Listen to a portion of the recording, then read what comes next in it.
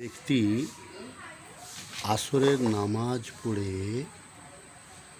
শুধু একটা দোয়া আছে, কোরআন পাকের দোয়া, ছোট্ট একটি সূরা, কোরআন পাকের ছোট্ট একটি সূরা।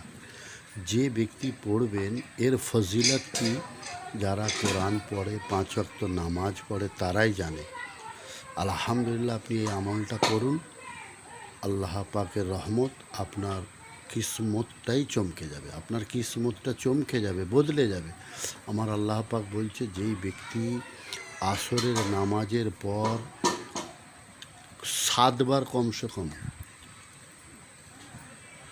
কুলহু শরীফটা পড়বে, কুলহু শরীফটা পড়বে, আল্লাহ পাক তার জীবনটাকে, ভাগ্যটাকে পরিবর্তন করে দেবে। 11 বার দুরূদ শরীফের সাথে কুলহু শরীফটা 7 বার পড়বে, 21 বার পড়বে, 11 বার পড়বে, লাস্টে আবার কিন্তু দুরূদ শরীফ পড়তে হবে। তার ফজিলতটা কি? যে ব্যক্তি কোরআন জানে, নামাজ পড়ে, তারা এর ফজিলত বোঝে। আলহামদুলিল্লাহ, আল্লাহ পাক যেনারা শুনছেন আমার এই কথাটা, যেনারা দেখছেন আমার এই ভিডিওটা, বেশি করে শেয়ার করে দেবেন। আমার আল্লাহ পাকের তরফ থেকে বালা মুসিবত থেকে হেফাজত হবে, তার রুজি রোজগারে বারাক্কাত হবে। আমিন সুম্মা আমিন।